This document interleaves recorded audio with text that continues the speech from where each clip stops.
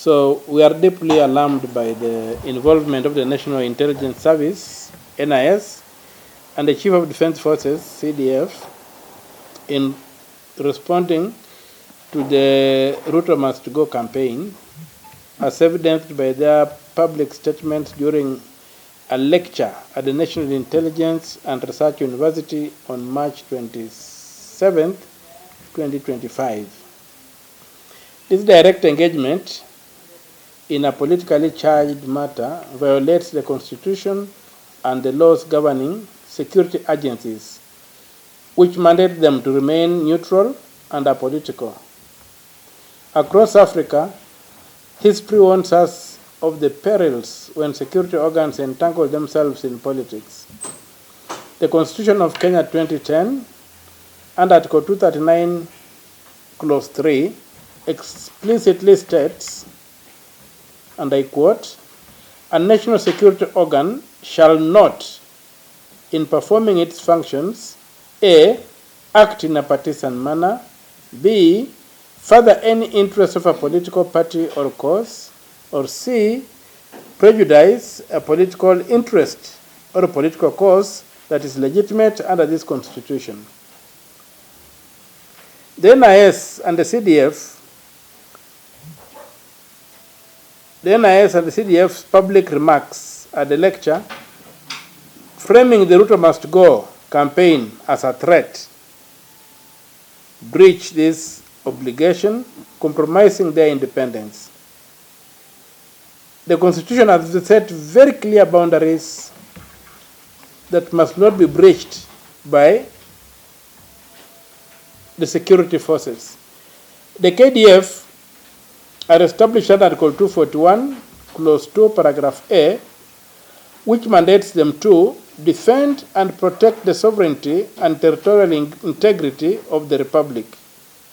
Nowhere does the Constitution authorize the KDF to engage in domestic political affairs. The KDF Act under Section 8, Clause 2 states, and I quote, "The defense forces shall perform their functions and exercise their powers in accordance with the Constitution and the law. Interference in political matters, as voiced at the National Intelligence and Research University lecture, contradicts both the KDF Act and the Constitution. Hence, we demand the following urgent actions. 1. Immediate cessation of any engagement by security agencies in political affairs. 2. A public statement from the NIS Director General and the Chief of Defense Forces clarifying their role and reaffirming their commitment to constitutional neutrality. 3. Parliamentary oversight investigations into the alleged misuse of state security agencies for political purposes to commence immediately. 4. Legal accountability for any officials found in breach of the Constitution and relevant laws. Kenya is a democratic nation governed by the rule of law. We will not allow security institutions to be weaponized for political suppression, as seen in continental examples where military overreach, whether in coups or subtle political meddling, has led to repression, economic ruin, and prolonged unrest. In fact, what these two gentlemen did is to start a creeping coup, and they should be handled for treason.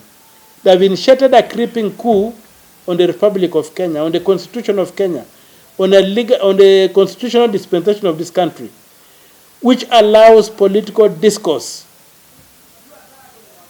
provided it's non-violent. The various articles of the Constitution are very clear on political rights, are very clear on the rights to assembly, they are very clear on the rights to free expression. So we cannot have a government that we cannot criticize or we cannot call to order.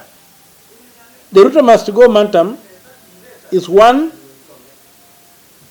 that cannot be silenced by the threat of guns. So we urge all citizens to remain vigilant in defending our constitutional rights and our democratic freedoms, and to reject this creeping coup that has been unleashed upon us by the Chief of the Kenya Defence Forces and the Director General of the NIS. If they insist that they don't want to hear Ruto must go, then we can as well say Umtata must come. If that's what they want, you can declare Umtata must come as the chant, and we stop saying Ruto must go. So they have no option but just to stay in the barracks and to do their work. If they want to become involved and entangled in civilian affairs, they resign their command and come out as civilians, and we shall engage. But to hide behind a uniform, to hide behind an institution, and reach out to engage in political affairs is not open to them. And if anything, if they are gentlemen, they should resign and vacate office for more able leaders to lead them. And for the Chief of the Kenya Defence Forces, should look at General Tonje. When General Tonje served, I'm sure he was already serving in the military. Look at the example that General Tonje set. He was Moi's tribesman. He had everything to die with, to perpetuate Moi's excesses. But he decided not to do that. He decided to say he was a professional man who will live a professional army. So this man should hold his hands. And even listening to him talking, he's a guy who cannot even engage politically because he panics. You even wonder what kind of commander is this. He was panicking before a microphone. So why do you come to embarrass yourself before the civilians? If you can't handle us, you keep off. So I leave my brother Manzo to run a commentary on what has happened. I want to say that now that